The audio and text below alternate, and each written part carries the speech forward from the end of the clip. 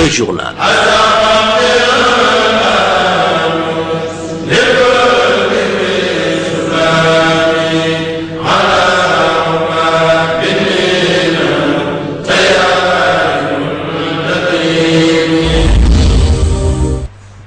Mesdames et messieurs, bonsoir. Il est 20h sur la première chaîne IPTV au Sénégal. Voici le journal.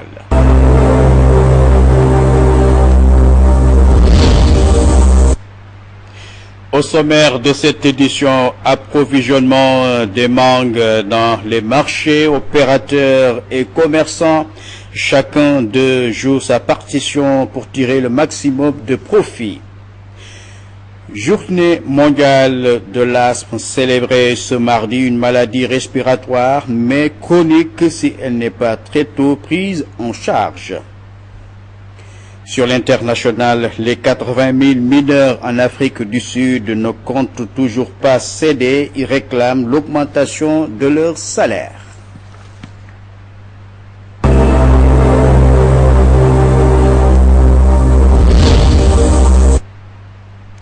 La journée mondiale de l'asthme est célébrée ce mardi, une maladie du système respiratoire qui s'est répandue dans les pays développés, bien que peu connue en Afrique subsaharienne. Cette maladie peut être chronique si elle n'est pas prise en charge. Pour connaître ses causes, suivons les explications de Dr Yoro Sall de l'hôpital Matlaboul Fawzeyni. Il est au micro de Mahmoud El Bokoum. L'asthme a une composante donc génétique, c'est-à-dire qu'il y a des gens qui sont atteints d'asthme parce que dans leur famille il y a une donc, hérédité d'abord donc sur l'asthme, et il y a des facteurs également qui sont donc les facteurs donc acquis qui surviennent au cours donc de la vie, parce que c'est par exemple lié donc à l'environnement. Par exemple, il y a des changements donc climatiques. Vous entendez souvent les gens dire dès que la saison des pluies arrive, j'ai toujours donc des ou bien quand je m'approche donc de la poussière ou bien en tout cas des parfums, etc., ou dans certains milieux, j'ai donc des sensations donc d'étouffement. Donc ça c'est dans le cas donc de l'environnement. Il y a également d'autres qui sont atteints donc de sinusite ou bien donc de ce qu'on appelle donc des polypes qui peuvent également développer donc des sinusites. Il y a également l'intervention de ce qu'on appelle le reflux gastro-œsophagien qui donne peut-être des asthmes, des toux donc nocturnes. Ça également, c'est des facteurs de risque. La prise également de certains donc, médicaments. Et l'exposition également à des allergènes. Allergènes, c'est-à-dire c'est des facteurs qui peuvent générer donc une allergie et déclencher l'asthme. C'est l'individu qui est donc sensible à ces, par exemple les poils de chat, etc. Donc la poussière, tout ça. Donc c'est des éléments qui contribuent à la survenue donc de crises d'asthme, c'est donc les patients. Les travailleurs de la société de transport Dakar Demdik ont observé une grève ce mardi. Ils réclament le reversement d'1 milliard qui leur est dû, comme l'a ordonné le président Macky Sall.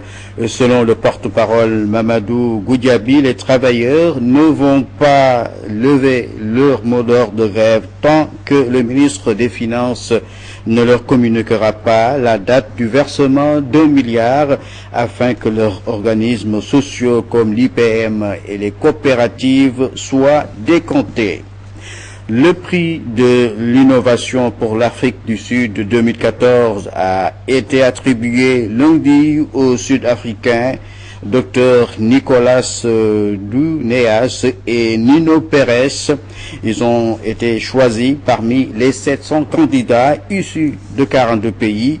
La cérémonie de remise des prix de l'éducation 2014, de l'édition 2014 du prix de l'innovation pour l'Afrique 2014 s'est déroulée à Abuja, au Nigeria. Nous vous proposons aujourd'hui un reportage sur la vente de mangue. Le marché sénégalais commence à être assailli. Pour l'heure, ce sont les premières récoltes.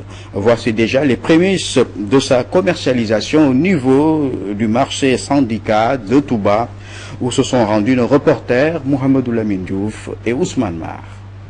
Nous sommes à la période de la commercialisation des premières mangues cumuris dites mangues sarlion.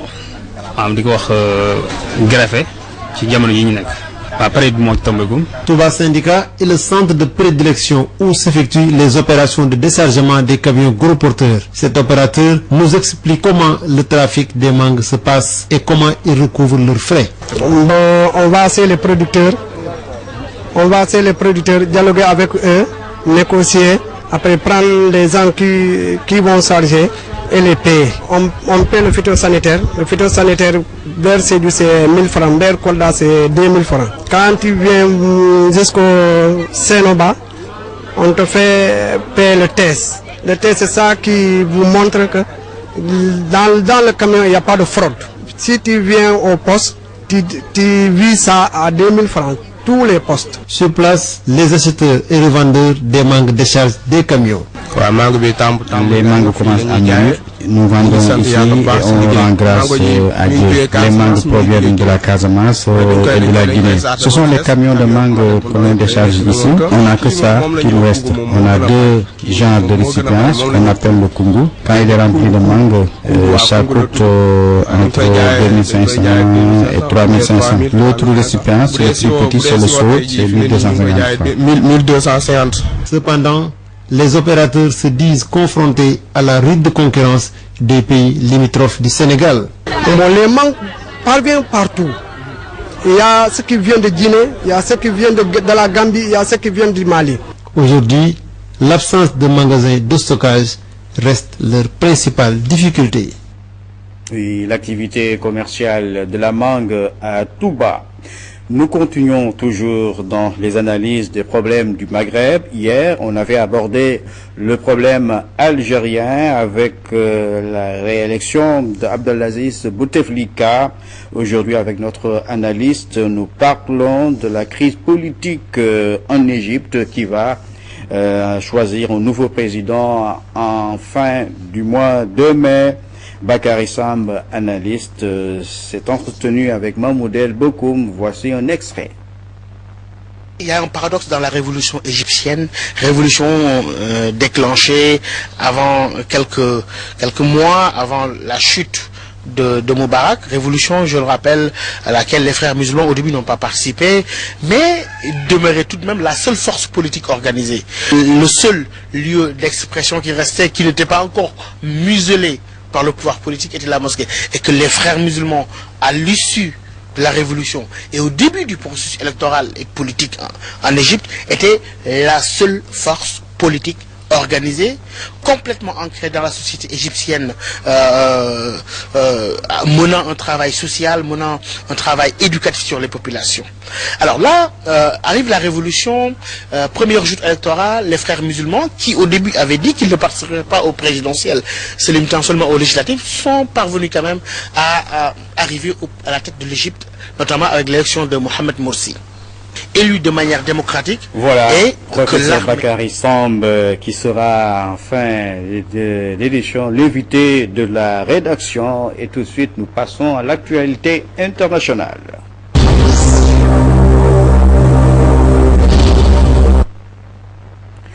Le nord de la Thaïlande a été secoué par un tremblement de terre jusqu'en Birmanie. Pour l'heure, il n'y a pas de dommages ni de victimes. Le séisme s'est passé dans une région montagneuse. Les autorités ont mis en garde les populations contre d'éventuelles répliques. En Afrique du Sud, les miniers estimés à 80 000 continuent toujours à paralyser les sites des trois principaux producteurs mondiaux de platine. Et depuis 4 mois, ils sont en grève et ils réclament un salaire de 860 €, soit le triple de ce qu'ils gagnent. Le président sud-africain Jacob Zuma a appelé les grévistes à mettre fin au mouvement alors que les négociations ne sont pas toujours au beau fixe.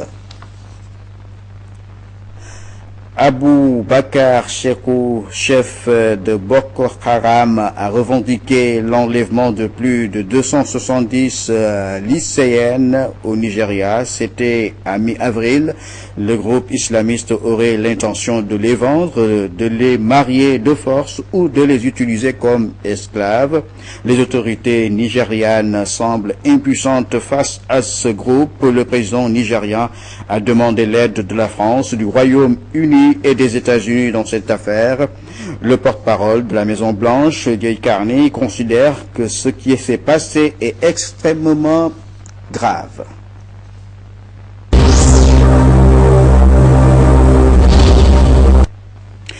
En Égypte, à 3 semaines des élections présidentielles prévues les 26 et 27 mai prochain, le candidat favori du scrutin, Abdel Fattah al-Sisi, ancien chef de l'armée, l'homme fort du pays, a promis que les militaires ne joueraient aucun rôle au pouvoir s'il était élu.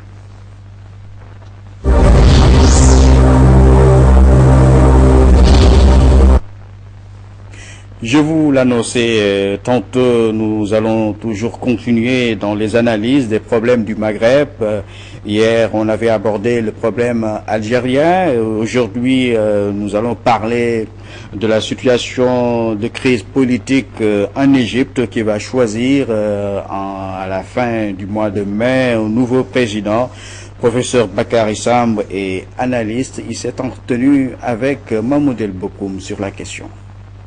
Vous savez, il y a un paradoxe dans la révolution égyptienne, révolution déclenchée avant quelques mois avant la chute de Moubarak, révolution, je le rappelle, à laquelle les frères musulmans au début n'ont pas participé, mais demeurait tout de même la seule force politique organisée. Je reprendrai le même exemple sur le cas algérien, où le seul lieu d'expression qui restait, qui n'était pas encore muselé par le pouvoir politique, était la mosquée, et que les frères musulmans, à l'issue de la révolution et au début du processus électoral et politique en Égypte, étaient la seule force politique organisée, complètement ancrée dans la société égyptienne, menant un travail social, menant un travail éducatif sur les populations.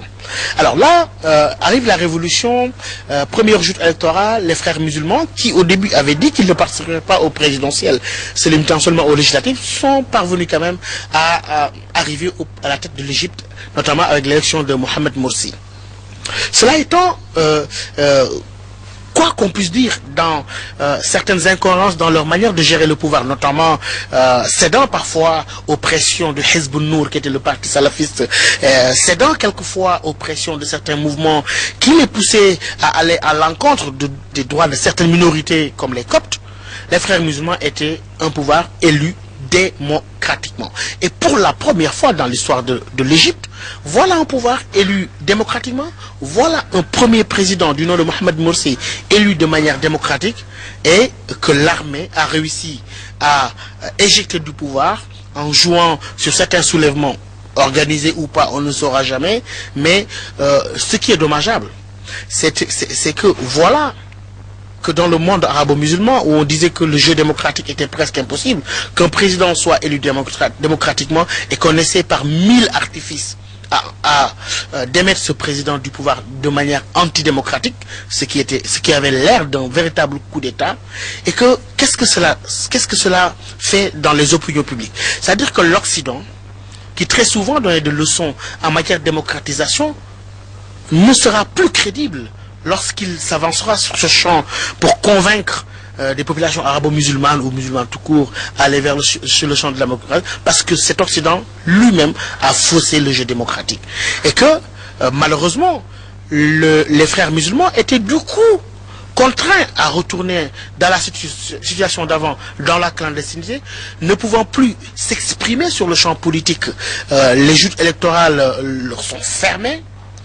Le seul moyen d'expression qui restait à ce groupe islamiste, en tout cas à cette organisation, était la voie violente. On l'a vu avec ces attentats le vendredi dernier, qu'on pourrait peut-être attribuer à certaines franges d'entre eux dans le Sinaï et dans d'autres parties du pays. Mais c'est vraiment dommageable, d'une part, pour la démocratie égyptienne, qui avait élu son premier président de manière démocratique, mais aussi pour les sociétés arabo-musulmanes et ceux du monde arabe qui espéraient un meilleur avenir sur le plan politique avec les printemps arabes, qui quelquefois sont pas... certains considèrent que ces printemps arabes étaient certainement un leurre obéissant à des jeux dont les ficelles étaient tirées ailleurs. Professeur Bakary Samb était à bâton rompu avec notre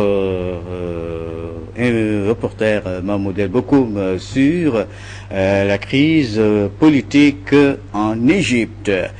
Mesdames et messieurs, c'est la fin de cette édition. Merci de l'avoir suivi et bonne suite de programme sur Al Mouridia TV. Le journal.